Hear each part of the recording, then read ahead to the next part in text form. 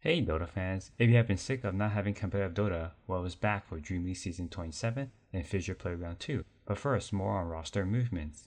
OG announced their new roster for the upcoming season. Veteran player Lilas will join Daze, Shad, Miksa, and Stoshkov in Western Europe. Unfortunately, they already lost out in DreamLeague Season 27. Their next chance will be at Fissure Playground 2. Team Liquid announced Saberlight has moved onto the inactive roster for the upcoming season. Team Liquid thanked them. They won PGL Wallachia Season 3 and 4 as well as Fissure Universe Episode 5. It was a quick turnaround for Saberlight because Avulus announced their latest roster. Smiling Knight will be joined by Lorinov, Saberlight, Eki, and Janter. They will be competing in Western Europe. BetBoom Team is also making a slight change. They have put Pierre on the inactive roster.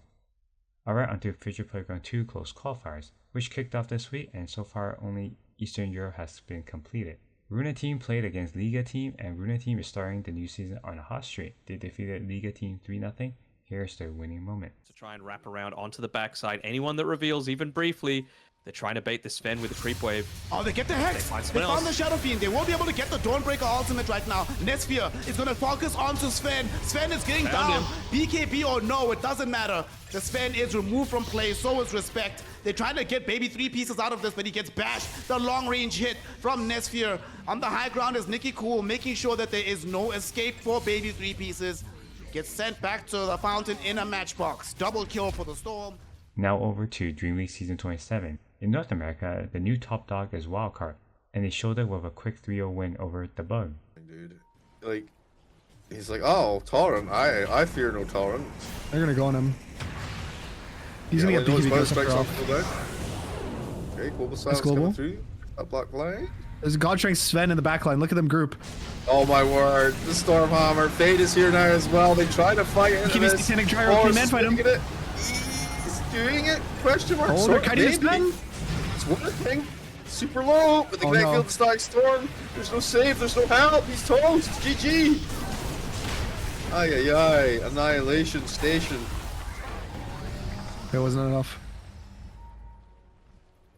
It looked for a second like they might have had the damage to at least take down the Sven. In South America, there are a few roster shuffles that happened, and the finals had OG Latam that played against Chimpanzini Bananini, and they went the distance with 5 games, only for a Chimp to take out OG.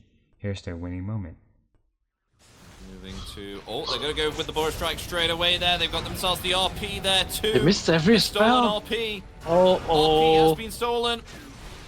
As they've got themselves the Sand King, a Beastmaster's actually been able to live through it. It's now Sand King attempting to get away there with the Boros Strike. As now they blink forward, they've got themselves the Primal Roar onto the Magnus. That is Magnus dead. Gyro now attempting to flee. Astral Step coming off cooldown. Oh no, A Gyro few more can seconds get to out. look at this. The Gyro is actually slowed up with thanks to the board there. As now the arena comes out. The spear, it's ready to fling the Gyro into the arena. There we go. Gyro is gone. And GG is called. There we go. Game 5 is going to be going to Chimpanzini Babanini. I probably said that name wrong. I've tripped up on the Chimpanzini Babanini. There we go.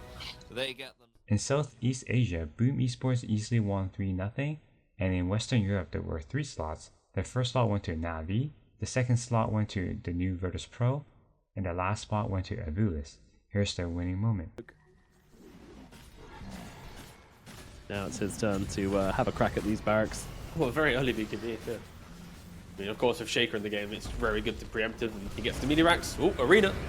Yeah, he sees the opportunity here onto Lorinov. Lorinov does have the refresher, and Aghanim Supernova coming out from the Phoenix, answering this beautifully, and now the turnaround. Nande is dead once again. Crit by Smiling Knight, moving for more, finding Ye on the sidelines as well. Smiling Knight gets a double kill, 2 heroes dead, without buyback. GG is called. It will be Avulus qualifying to DreamLeague Season 27. They took the long road, but they make it happen, and they will be headed there. Yeah, and of course, congratulations to Avulus. I think this third game, it showed a lot of discipline, right, under the a little bit of pressure of Veno just losing his lane. It didn't matter. In Eastern Europe, Runa Team defeated eSport 3-1 and claimed the only slot. Let's see if they compete against the stronger teams as the season progresses. Here's their winning moment. Something like that. But he There's keeps some talking kind of about a soul. master. He was the master? The wizard is the master of the monster, and they were like jailed together or something. I don't know. We need slacks here for the lore keeper, gore corpse keeper, lifestealer master, as Nesphere is going to rage through the stomp sleep in towards the tier 3 tower. Terrorblade Still has the Aegis leading the way. Metamorphosis used. They're going to spear the lifestealer in towards the tier 3 tower, but the Metamorphosis, I mean, it was used, quickly dispatched with those. The Global Silence comes in as covering. So allow them to kill off the Mars. Quite anticlimactic ending to this series after such a hype game 1. 2 heroes dead, 3 in a row. GG, well played, called, and Runa Team will be your Eastern European qualified team heading to DreamLeague Season 27.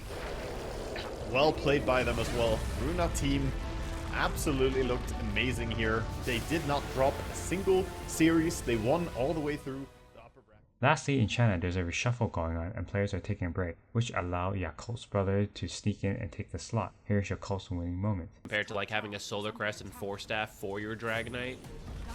Smoke gets popped. They actually get the chains onto the Troll Warlord, and they actually force a really early BKB out of Beyond.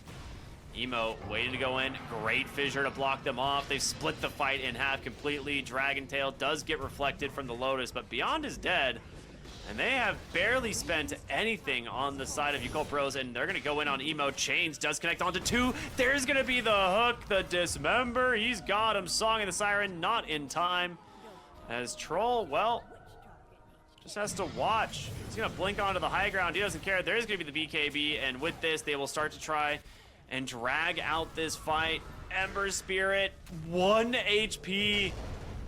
He's gonna live. There's the Echo Slam. They just end this game with an...